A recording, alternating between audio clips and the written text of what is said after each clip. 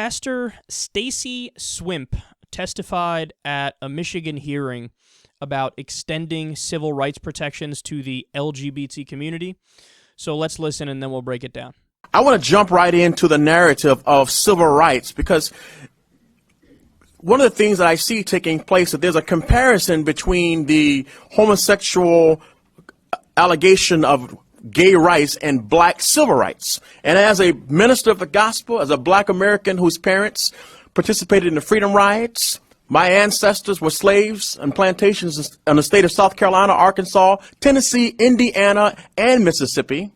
I stand here today rather offended. I sit here today in front of you rather offended. Black Americans have had to stand up or step off a sidewalk in the past whenever a white American walked by us.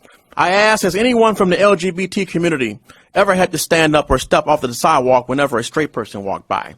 Lesbian, homosexual, bisexual, and transgender Americans have never been denied their voting rights, nor have they been denied the right to assemble. No one from the LGBT community has ever had fire hoses turned on them by the police department. They have never been drunk. They've never had to drink out of an LGBT water fountain. There is no public record of LGBT, homosexuals, lesbians being forced to sit at the back of the bus in an LGBT section.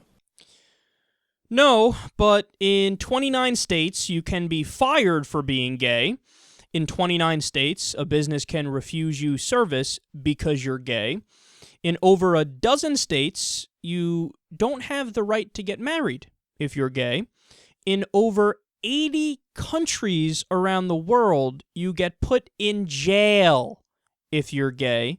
And in about 10 countries, you can be put to death if you're gay.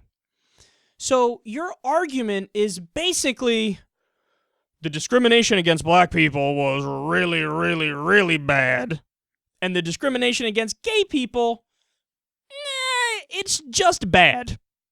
So we can let that slide. No, how dare you? See, when he said, I'm offended by the comparison of LGBT rights to civil rights. I hate the O card. I'll play the O card too. You ready? I'm offended that you're offended. What now? I just canceled out you're offended with an equal but opposite offended. That's how this works. It's science. Can we just retire the term offended? Because it doesn't mean anything. It just means somebody's outraged over something. But anytime I hear that, you know what I think of? I think of, okay, but is it true? Is the thing that you're mad about, is it true or false? That's all I really care about. If you're offended by something, but the thing is true, I don't give a fuck. Go take a hike and think about it some more. It doesn't matter what you think if it's true, right? So, sure, the discrimination against black people versus the LGBT community, of course it wasn't exactly alike. The LGBT community, they weren't slaves, okay? And everything else he laid out there, it's true. There are no gay-only water fountains.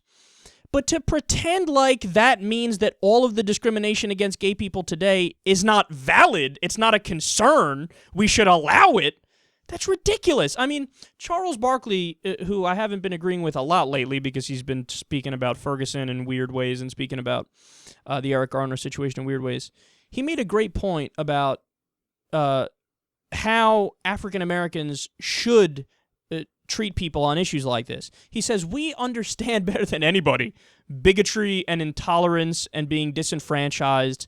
And he always says, as a black man, I'm always on the side of more tolerance and more openness and less bigotry.